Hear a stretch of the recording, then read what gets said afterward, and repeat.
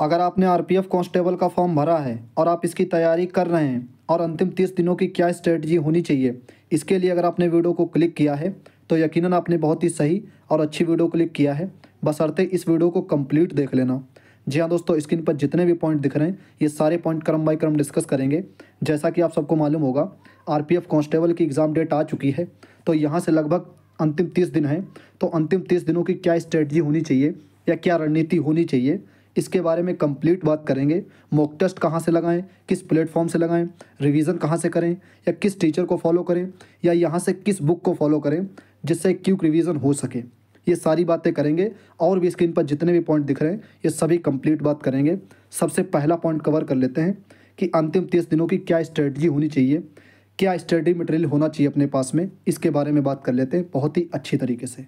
सबसे पहले RPF constable की एग्ज़ाम डेट पर नज़र डाल लेते हैं। आप सबको स्क्रीन पर दिख रहा होगा, आरपीएफ कांस्टेबल का जो एग्ज़ाम होगा वो 2 मार्च से लगा करके 20 मार्च तक होगा। ठीक है, लगभग यहाँ से अभी 30 दिन के आसपास में है। तो अंतिम 30 दिनों की क्या स्ट्रेटजी होनी चाहिए, क्या स्टडी मटेरियल होना चाहिए अपने पास में, इन सभी पॉइंट पे बात करते हैं। तो उम्मीद है आप सबने इसको अच्छे से देख लिया होगा कि अपनी जो एग्ज़ाम डेट है या आरपीएफ कांस्टेबल का जो पेपर होगा वो सभी को दिख रहा होगा। ये 28 तारीख को पब्लिश हुआ था। अपना जो पेपर है वो 2 मार्च से लगा करके 20 मार्च तक होगा। चलिए अब आगे की बात कर लेते हैं। सबसे पहले उस सेक्शन की बात करेंगे जिस सेक्शन की इस एग्ज़ाम में अहम भूमिका है। जैसे जीएस, आप सबको पता होगा 50 क्वेश्चन आने हैं। ठीक है, और उसके बाद में रीजनिंग मैथ 35-35 70 और 50 जो है जीएस। तो जीएस का सबसे अहम रोल है। इसके बारे में बात करते हैं कि जीएस कहाँ से कैसे किस तरीके से पढ़ें। ओके, आप सबको स्क्रीन पर दिख रहा होगा ये वाली बुक जो है स्पीडी की रेलवे सामान्य ज्ञान की, ये आपके पास में होनी चाहिए। अगर आपके पास में पहले से है और आप इसको फॉलो कर रहे हैं, इसको पढ़ रहे हैं, तो यकीनन कहीं ना कहीं जीएस में आपका अच्छा स्कोर आ रहा होगा।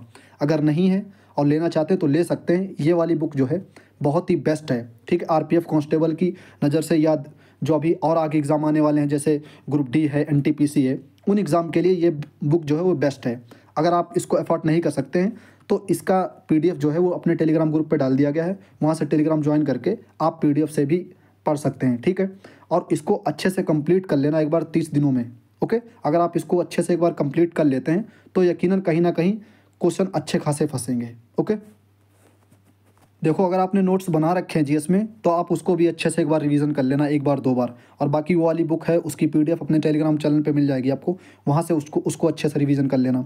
बाकी आप सबको पता होगा कुछ चैनल वाले जैसे एग्ज़ाम डेट आई है तो अपना प्रैक्टिस सेट मतलब लॉन्च किए हैं या प्रैक्टिस सेट शुरू कर रहे हैं। तो आपको दिख रहा होगा एक एमडी क्लासेस चैनल है, बहुत अच्छा खासा वहाँ पे जीएस का कंटेंट मिलता है। हालांकि अदर भी सब्जेक्ट का मिलता है लेकिन हमने जीएस का देखा है। तो आप सब देख पा रहे होंगे ये क्लास नंबर 1। ठीक है, ये प्लेलिस्ट बताना तो हम इस वीडियो की डिस्क्रिप्शन में लगा देंगे, या आप खुद जाके एमडी क्लासेस पे आप देख सकते हैं। वहाँ से अच्छे से जो ये प्रैक्टिस कराएं तो उनको क्विक प्रैक्टिस कर लेना, क्योंकि जो क्वेश्चन जैसे मान लो 25 या 30 क्वेश्चन कराए, फिर उसके अलावा जो एक्स्ट्रा रहते हैं क्वेश्चन उनको भी एक बार रिवीजन जरूर कर लेना। ठीक है, तो ये क्विक रिवीजन हो गया। यहाँ से आरडब्ल्यूए पर भी सीरीज़ शुरू हो गई है चालीसा सीरीज के नाम से, तो आप जाके एक बार विजिट करना। मतलब जो भी जीएस की प्रैक्टिस ज़्यादातर ले लेना, क्योंकि रीजनिंग और मैथ का जो रोल होता है वो आप जानते होंगे लगभग मोस्टली सभी कर लेते हैं। ठीक है, क्योंकि नॉर्मल रहता है क्वेश्चन।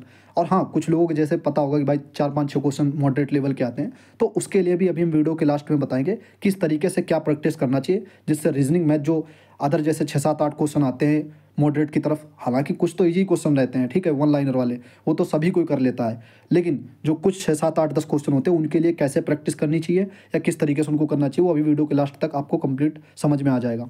तो जीएस की ये वाली क्लास आप एक बार देख लेना, मैम कराती हैं अच्छे से। यहाँ से अब स्टार्ट किया है मैम ने, क्योंकि जब से एग्ज़ाम डेट आई है। ओके, ये हम लोग इसलिए सजेस्ट कर रहे हैं ताकि जो अपना क्विक रिवीजन है या जो क्वेश्चन आंखों के सामने आए और उसमें डिटेल सोल्यूशन मिले तो वो चीज़ें जो है आपको समझ में आ जाएं। ठीक, अब आप कह रहे होंगे इतनी क्लासेस कैसे ले पाएंगे। देखो, आपको रीजनिंग मैथ की नहीं क्लास लेनी है, किसी भी चैनल से नहीं लेनी है, वो आपको खुद से प्रैक्टिस करना है। हालांकि जीएस भी खुद से ही पढ़ना है, 3 ही सब्जेक्ट हैं इसमें, जीएस भी खुद से ही, लेकिन कुछ क्लासेस आपको ले लेनी है जहाँ से क्विक रिवीजन या कुछ चीज़ें ऐसी होंगी जो आपके दिमाग में क्लिक नहीं कर रही होंगी, कहीं ना कहीं वो टीचर के थ्रू या कैसे भी करके वो समझ में आ जाएंगी। ठीक है, आप ये वाली एक बार करंट अफेयर की क्लास देख लेना, आरडब्ल्यूए पर है। समझ में आए तो करना, ना समझ में आए तो मत करना। जो हमसे बेहतर हो रहा है कि हाँ ये चीज़ सजेस्ट करनी चाहिए वो हम चीज़ें आपको बता रहे हैं। ओके, इतना कंटेंट हम लोगों को डेली पढ़ना ही है। इसके अलावा प्रैक्टिस क्या करना है या किन क्वेश्चनों को प्रैक्टिस ज़्यादा से ज़्यादा करें। जैसा कि अभी आपको पता होगा 2024 दिसंबर पेपर हुआ था आरपीएफ एसआई का। ठीक है। उसके साथ में उससे पहले एलपी का हुआ था, टेक्नीशियन का हुआ था, ये सभी एग्ज़ाम हुए थे लगातार। तो इनके क्वेश्चन एक बार देख के ज़रूर चलना है हम लोगों को। क्यों देख के जाना है? क्योंकि यहाँ से जो नए पैटर्न पे क्वेश्चन बने थे या जो कंपनी है लगभग वही कंपनी अपना पेपर कराएगी उसका आरपीएफ कांस्टेबल का। तो लगभग ये कह लीजिए वहाँ से आपको एक पैटर्न मतलब सीखने को मिलेगा कि हाँ इस तरीके से क्वेश्चन आए थे। अगर आपने एग्ज़ाम दिया था आरपीएफ एसआई का या टेक्नीशियन का या एलपी का, तो कहीं ना कहीं अनुभव हो गया होगा। नहीं तो आपको वो पीवाईक्यू आपको कर लेने हैं आरपीएफ एसआई के, एलपी के। हाँ, कुछ क्वेश्चन ऐसे हैं जो स्किप करने वाले हैं, लेकिन आप एक बार ओवरव्यू देख लेना कि एसआई का पेपर कैसा आया था, एलपी का कैसा आया था, टेक्नीशियन के कैसे पेपर आए थे, जिससे आपको एक ओवरव्यू मिल जाएगा। ओके, तो ये सब कहाँ मिलेंगे आपको? ये टेक्स्ट बुक पे मिल जाएंगे। अभी आप देख रहे होंगे स्क्रीन पर कि 2024 के नाम से 15 सेट हैं। हालांकि इसकी पीडीएफ अगर आप कहेंगे, हालांकि अपने जो वो ग्रुप है टेलीग्राम वाला, वहाँ पे अपलोड कर दी गई है पीडीएफ। 15 सेट जो हुए थे आरपीएफ एसआई के, वो आपको वहाँ से मिल जाएंगी। लेकिन अगर आप टेक्स्ट बुक पे लगाना चाहते हैं पूरा पेपर, तो आपको पेपर मिल जाएंगे अलग अलग। देखो ये ऐसे करके, ठीक है। आप वहाँ से, और इसको विद इन टाइम से नहीं लगाना है। इसको जैसे आपने इस पर क्लिक किया और तुरंत ही सबमिट कर देना, ठीक है। 0 पे सबमिट कर देना। उसके बाद में क्वेश्चनों को देखना गहराई से, ठीक है। मतलब सबमिट पहले कर लेना, 0 पे ऐसे कोई क्वेश्चन सारे अटेम्प्ट रखने और सबमिट करके फिर उसको अच्छे से पढ़ना क्वेश्चन पेपर को। ऐसे क्या करेंगे, ऐसे आपका एक दिन में 2 या 3 पेपर तक या शिफ्ट तक आप अच्छे से एनालिसिस कर लेंगे, ठीक है। इसके अलावा एक बार एलपी पे नज़र डाल लेना है, ठीक है। ये सारी चीज़ें जो होती हैं ये सभी स्ट्रेटजी होती है, क्योंकि जो क्वेश्चन अभी आपने देखा होगा लेटेस्ट में आए हैं और कहीं ना कहीं इसी पैटर्न पे मिलेगा देखने को। तो ये सब चीज़ें होती हैं कि भाई हाँ उसी पैटर्न पे या उन्हीं चीज़ों को अच्छे से देख कर चलें हम लोग। ओके, इन सब के अलावा एक टेक्स्ट बुक पे आपको मिल जाएगा क्या, जनरल नॉलेज का, जैसे जीएस का पूरा सेक्शनल मिल जाएगा, ऑल रेलवे एग्जाम्स का पीवाईक्यू।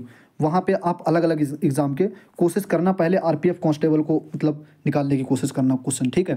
फिर उसके बाद में कोशिश करना कि ग्रुप डी या आरपीएफ एसआई ऐसे क्वेश्चन, ठीक है। एलपी, मतलब लगभग जितना कोशिश हो सके उतने क्वेश्चन निकालने की कोशिश करना।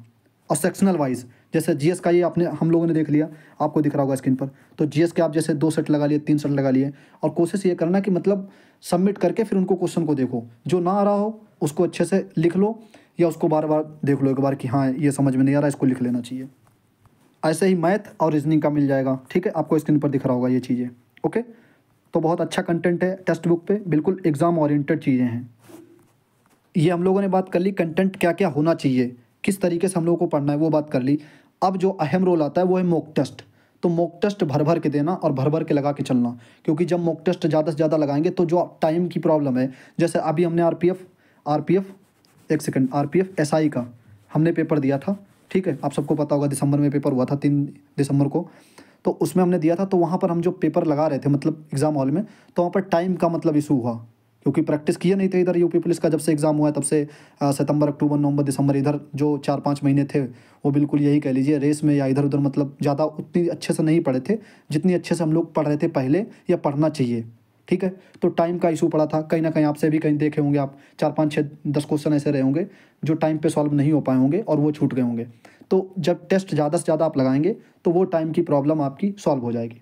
ओके, तो टेस्ट कहाँ लगाने हैं, जैसे आरडब्ल्यू पर हर संडे को खुलता है वो तो लगा लीजिए संडे को ही, लेकिन इसके अलावा भी 1-2 लगा लीजिए, क्योंकि एग्ज़ाम डेट आ चुकी है, 1 महीना बचा है।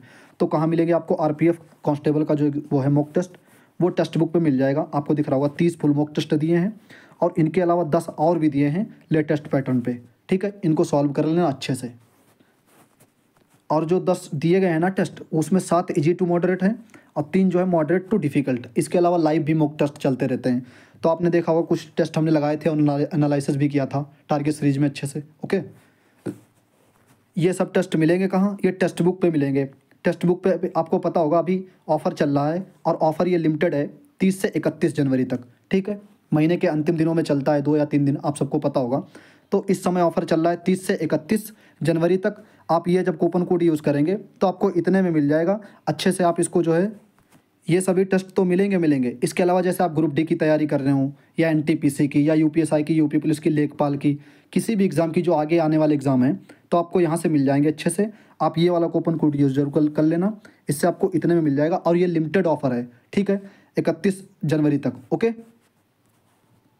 तो ये हम लोगों ने स्ट्रेटजी के बारे में बात कर ली, मॉक टेस्ट के बारे में बात कर ली, रिवीजन के बारे में बात कर ली कि कैसे रिवीजन करना चाहिए। आपके पास में जो भी नोट्स है वो अच्छे से पढ़ते रहें। और हाँ, जैसे आपको अब लग रहा होगा कि भाई रीजनिंग मैथ कैसे प्रैक्टिस करें, तो टेक्स्ट बुक पे अभी आपने देखा कि जैसे हम लोगों ने वो जीएस का सेक्शन देखा था, इसी तरीके से मैथ और रीजनिंग का आपको मिल जाएगा।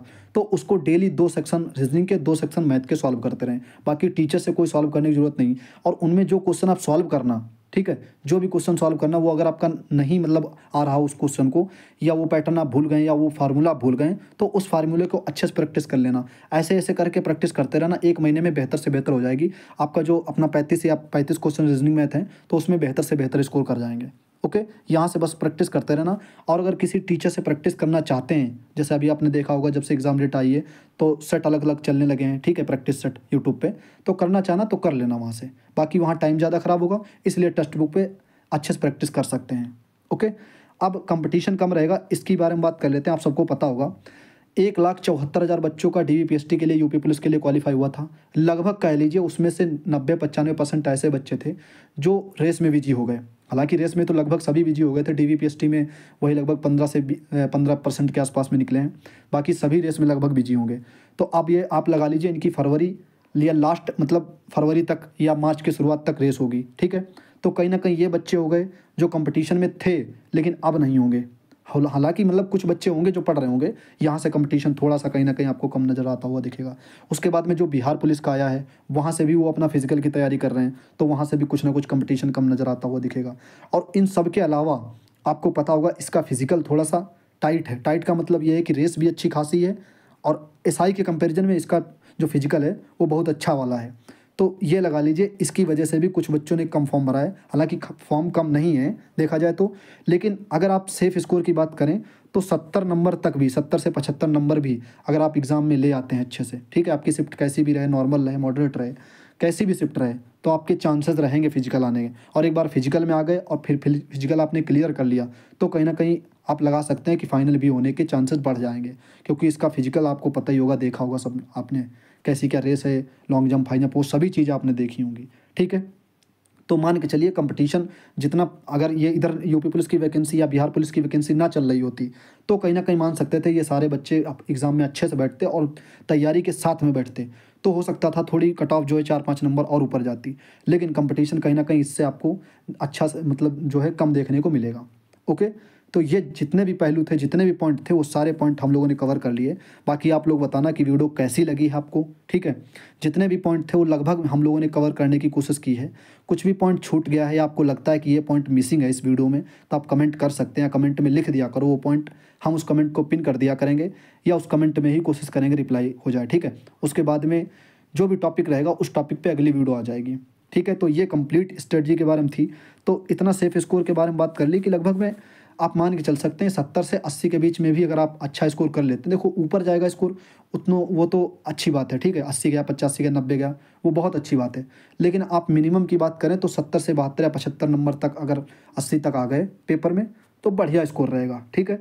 वो आप फाइट में रहेंगे उसके कट ऑफ वाली में, जो फिजिकल वाली रहेगी, ठीक है। उसके बाद में फिजिकल क्लियर करेंगे तो अच्छे से फिर फाइनल के भी चांस बढ़ जाएंगे। तो ये सभी पॉइंट पे बात की। बाकी आप बताना कि वीडियो कैसी लगी है, जितना हो सका हमसे उतनी हमने जो है कोशिश की आपको चीज़ें समझाने की। बाकी स्ट्रेटजी तो देखा होगा आपने, बहुत सी रहती है यूट्यूब पे, लेकिन कोशिश यही रहती है कि बेस्ट से बेस्ट आपको चीज़ें बताई जाएँ। ओके दोस्तों, मिलते हैं अगले वीडियो में, अपना ख्याल रखिएगा, अच्छे से पढ़ते रहिएगा। जय हिंद।